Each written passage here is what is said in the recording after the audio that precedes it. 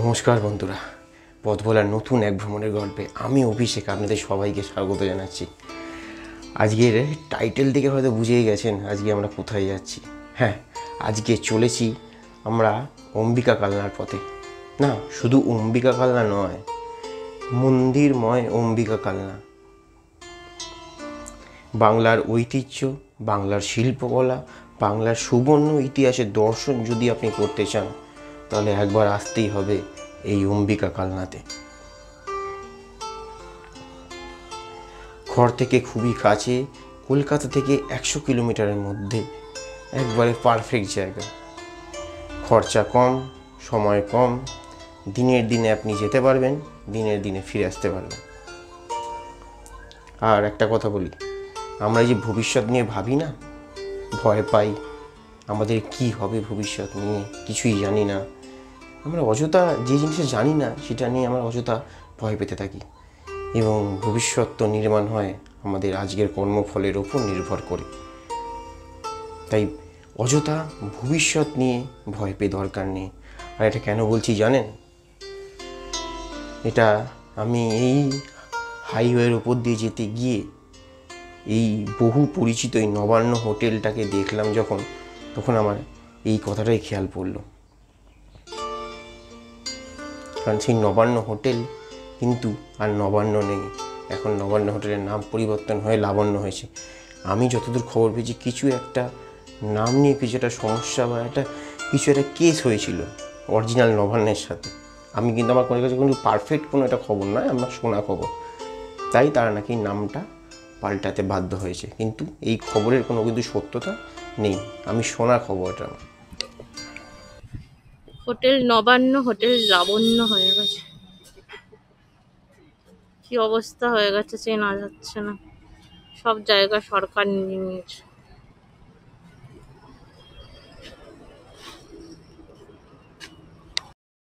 তাই দেখলেন তো কীভাবে সময় পাল্টায়। আসলে শুধু নাম পাল্টায়নি, ওনাদের সামনে যে জায়গাটা ছিল যেটার মধ্যে প্রচুর গাড়ি পার্কিং থাকতো, সেই জায়গাগুলো হাইওয়ে কর্তৃপক্ষ অধিগ্রহণ করে নিয়েছে। তাই না, সেই একটা জায়গার লুকস থাকে না, যে আপনি জায়গাটার বাইরেটা দেখে আপনি সেই হোটেলে বা সেই রেস্টুরেন্টে সেই জায়গাটায় ঢোকেন বা গাড়িটা রাখলেন, গেলেন, সামনে গাড়ি রাখার অনেক স্পেস পার্কিং, কিন্তু সেই জায়গাগুলো ওদের হাইওয়ের আন্ডারে চলে গেছে। তাই পুরো জায়গাটাই এরকমভাবে চেঞ্জ হয়ে গেছে।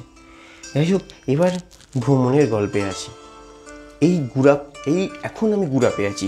এই গুড়াপ থেকে ডান দিক নিতে হয়, গুড়াপ থেকে ডান দিক নিলেই এই সোজা রাস্তা চলে যাচ্ছে আপনার অম্বিকা কালনার দিকে। এই রাস্তাটার নাম হচ্ছে বৈদ্যপুর রাস্তা। এই রাস্তাটা সোজা বৈদ্যপুরের দিকে যাচ্ছে। বৈদ্যপুরে আমি একবার এসেছিলাম, এখানে রাখাল রাজার মন্দির আছে, এবং সেই বৈদ্যপুর থেকেই সোজা বেরিয়ে গেলে সোজা যাচ্ছে কালনা, অম্বিকা কালনা।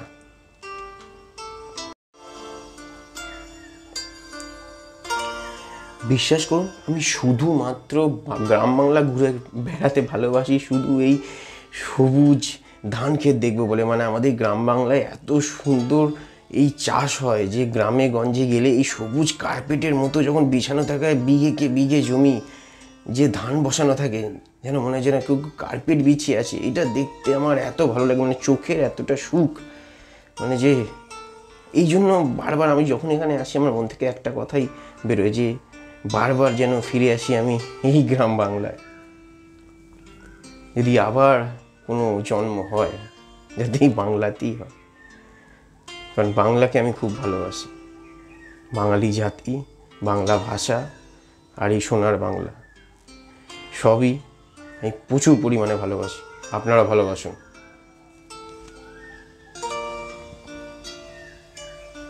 আর ঘুরে বেড়ান বাংলার এই সব বিভিন্ন জায়গা।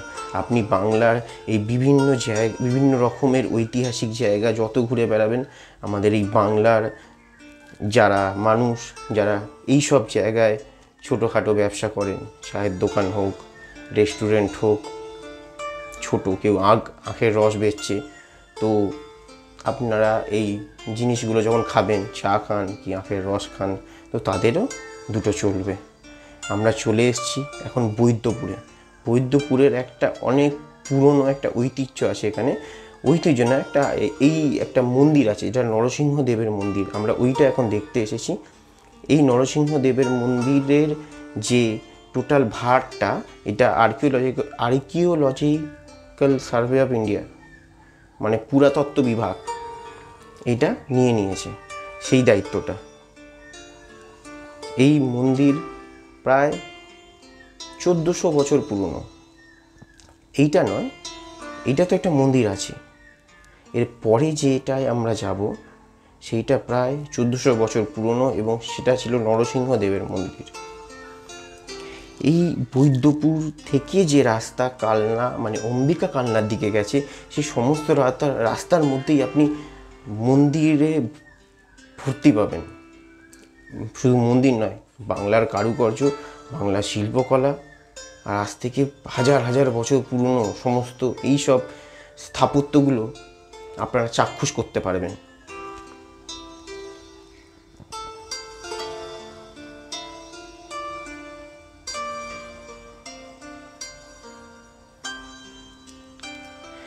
এইটা রক্ষণাবেক্ষণের দায়িত্বে আছে আর্কিওলজিক্যাল সার্ভে অফ ইন্ডিয়া।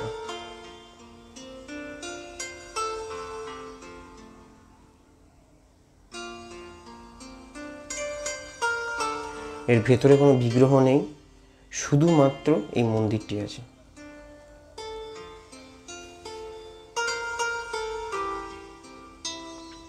আমি সমস্ত জায়গার কি জায়গা অম্বিকা কালনায় ঘুরবেন, কি দেখবেন, আমি সমস্ত লিস্ট ডেসক্রিপশন বক্সে দিয়ে দেবো।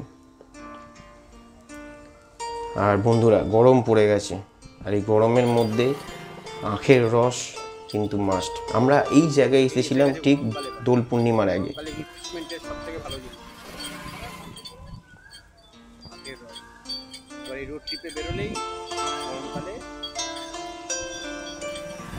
যেখানে দাঁড়াবে ডাবের জল আর আখের রস, তাই তো?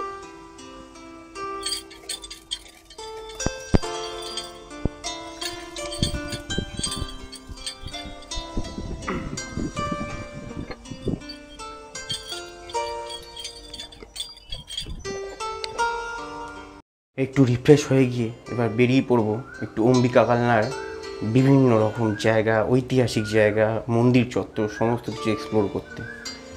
কিন্তু মনে হচ্ছে আমি বেশিটা পারবো না, কারণ সংযুক্তার এমনি শরীরটা হালকা খারাপ করছে, তাই না? যতটা আমি পারবো দেখে নিয়ে বাড়ি ফেরত যাব।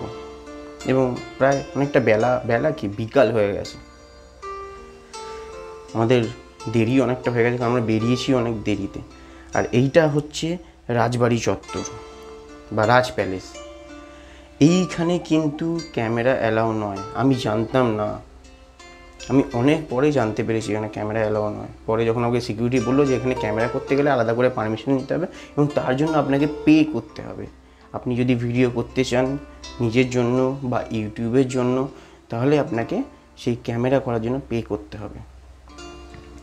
আমাদের প্রায় এখানে আস্তে আস্তে বেজে গেছিল প্রায় দুপুর 3টে।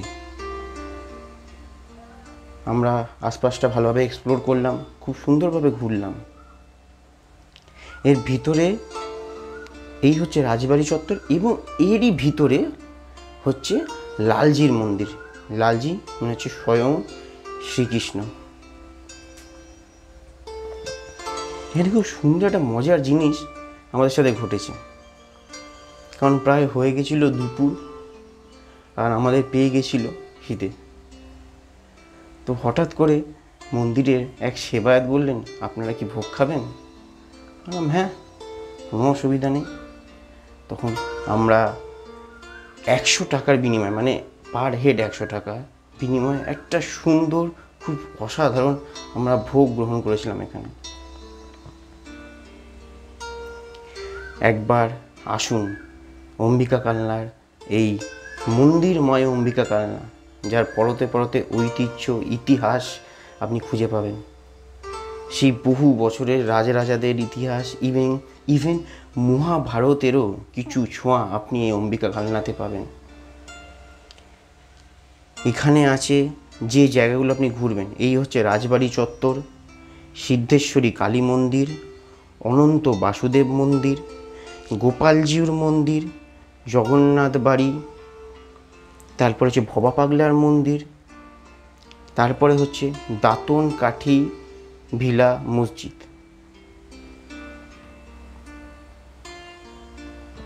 প্রায় 7 থেকে 8টা থেকে 10টা পয়েন্ট আছে আপনার এখানে ঘোরার মতো। আপনি লোকাল লোককে জিজ্ঞাসা করলে সব জায়গাগুলো আপনাদের বলে দেবেন। সব কিছু আপনি গুগল ম্যাপে পাবেন না। গুগল ম্যাপে আপনি পাবেন এই জায়গাটা, যেটার নাম গুগল ম্যাপে দেওয়া আছে রাজ প্যালেস। এই সুন্দর একটা ভোগ নিয়ে এই ভোগটা খেয়ে মনটা জাস্ট অসাধারণ হয়ে গেল। আপনারাও আসতে পারেন, দুপুরবেলা এলে আপনারা এখানে ভোগ খেতে পারবেন 100 টাকার বিনিময়ে। অসাধারণ ভোগ, মন ভরে যাবে আপনি। সাধারণ অভিজ্ঞতা হলো এই পক্ষে, জাস্ট অসাধারণ, টেস্ট দারুণ, দারুণ টেস্ট, যে কোনো বইনি টেস্ট আলাদা রকম।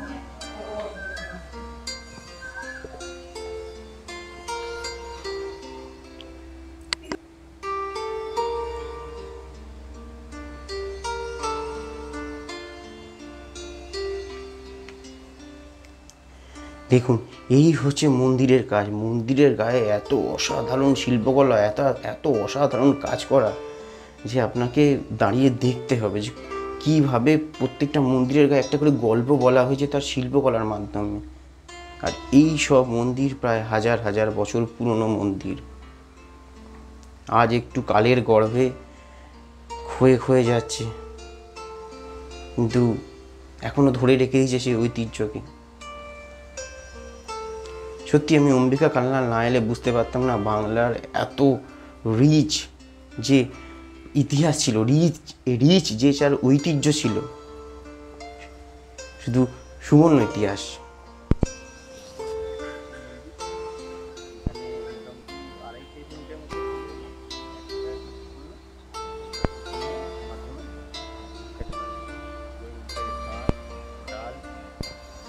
বেগুন ভাজা, আলু ভাজা, বরবটি ভাজা, তার সাথে হচ্ছে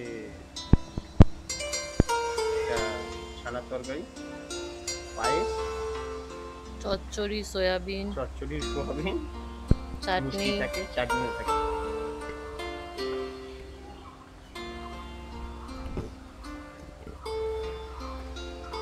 পালকিতে উঠবো।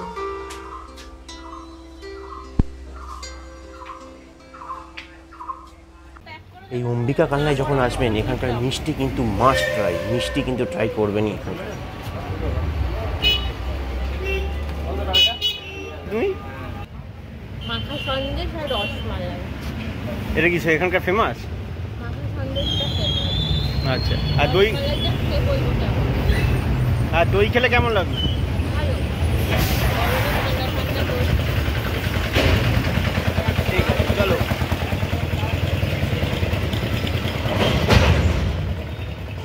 অনেক কিছু দেখা বাকি রেখে চলেছি এবার আমরা বাড়ির পথে, কারণ আবার একবার আসবো কিন্তু বর্ষাকালে।